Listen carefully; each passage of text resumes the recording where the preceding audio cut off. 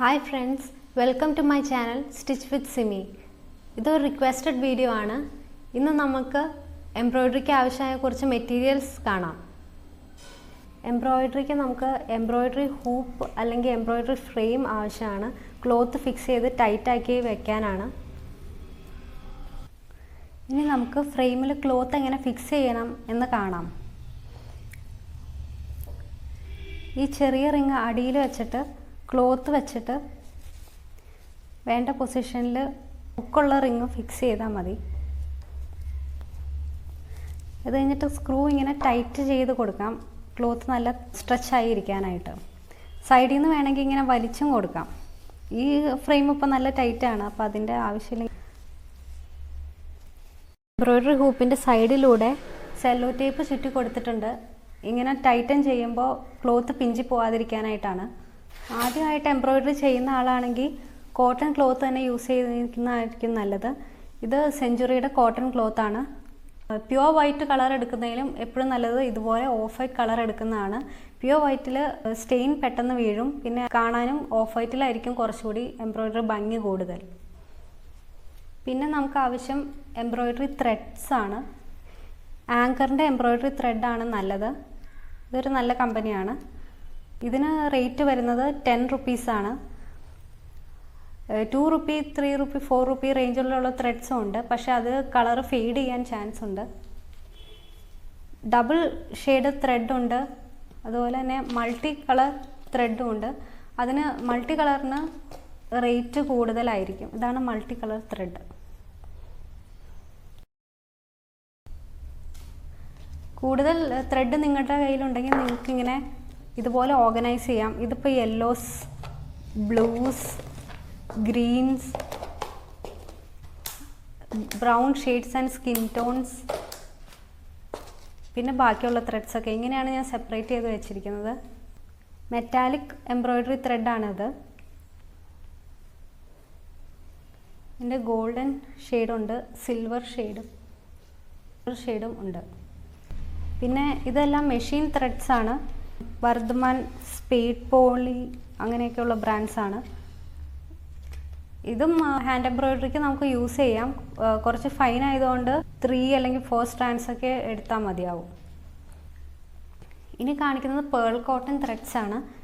ഇത് നമുക്ക് ഈ സാധാരണ എംബ്രോയിഡറി ത്രെഡിൻ്റെ സ്ട്രാൻഡ്സ് നമുക്ക് സെപ്പറേറ്റ് ചെയ്യാൻ പറ്റും. ഇതിപ്പോൾ ഇതിനകത്ത് തന്നെ 6 strands ആയിട്ട് എടുത്തിട്ട് ഇതിൻ്റെ 2 strands 3 strands ഒക്കെ എടുത്താണ് എംബ്രോയിഡറി തയ്ക്കുന്നത്. പക്ഷേ ഈ പേൾ കോട്ടൺ ത്രെഡിന് നമുക്ക് സ്ട്രാൻഡ്സ് സെപ്പറേറ്റ് ചെയ്യാൻ കഴിയില്ല. ടോട്ടലായിട്ട് എടുത്താണ് എംബ്രോയിഡറി ചെയ്യുന്നത്. ഈ വർക്ക് ഞാൻ ബാസ്ക്കറ്റ് ചെയ്തിരിക്കുന്നത് പേൾ കോട്ടൺ ത്രെഡ് യൂസ് ചെയ്തിട്ടാണ്. ഓറഞ്ചും സ്റ്റെമ്മും ചെയ്തിരിക്കുന്നത് സാധാരണ ആങ്കർ ത്രെഡ് തന്നെയാണ്.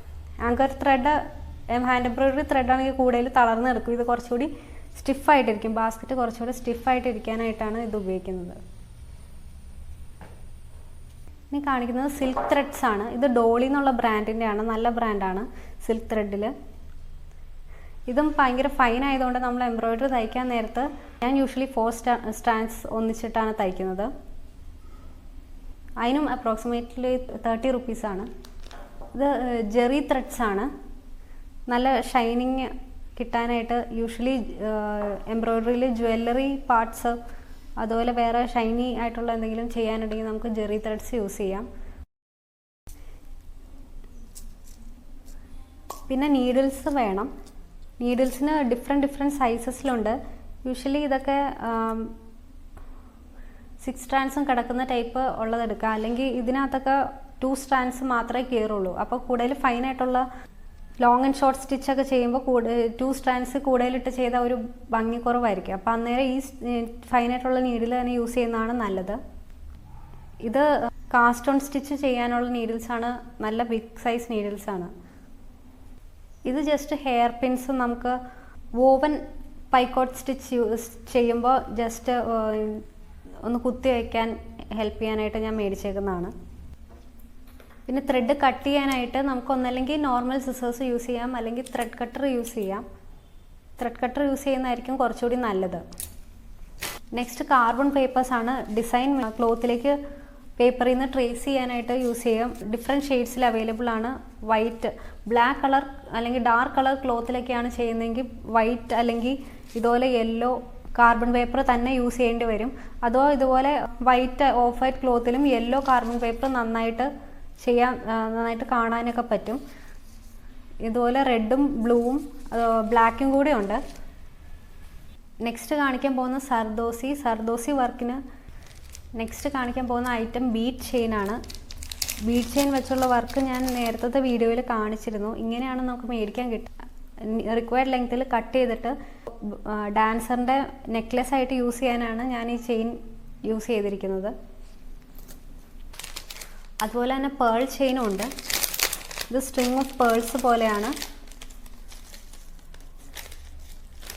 ഇതും നെക്ലെസ് ആയിട്ടൊക്കെ ഫിക്സ് ചെയ്യാൻ യൂസ് ചെയ്യാൻ നല്ലതായിരിക്കും.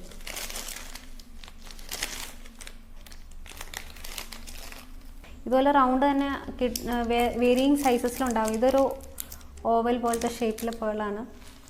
ഇത് ബീഡ്, ഗോൾഡൻ ബീഡ്സ് ആണ്. കൂടുതൽ വലിയ ബീഡ് ഉപയോഗിക്കുന്ന സമയത്ത് നമുക്കിങ്ങനെ കട്ട് ബീഡ്സ് കിട്ടും. അപ്പോൾ അതിൻ്റെ ഒരു സൈഡ് ഫ്ലാറ്റ് ആയിരിക്കും. ഇതും കട്ട് ബീഡാണ്.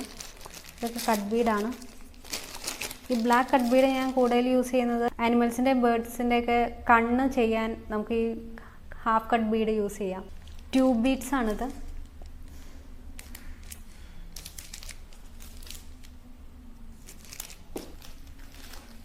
ഇത് ഷുഗർ ബീഡ്സ്, പിന്നെ സീക്വൻസ്, മിറേഴ്സ്. ഫാബ്രിക് ഗ്ലൂ വെച്ചാണ് നമ്മൾ മിറേഴ്സ് പേസ്റ്റ് ചെയ്ത് കൊടുക്കേണ്ടത് ഫാബ്രിക്കിലേക്ക്. ഫെവിക്രിലിൻ്റെ ആണ്. ഇത് നല്ല ബിഗ് സൈസ് ബീഡ്സ് ആണ്. ഈ ഓറഞ്ചിനകത്ത് വെച്ചേക്കുന്ന ടൈപ്പ് ബിഗ് സൈസ് ബീഡ്സ് ആണ്. പിന്നെ കുന്തനുണ്ട്. കുന്തനും പേസ്റ്റ് ചെയ്ത് കൊടുക്കുക തന്നെ വേണം. അതാണ് കുന്തൻസ്. ഗോൾഡൻ കളറും റെഡ് കളറും അവൈലബിൾ ആണ്.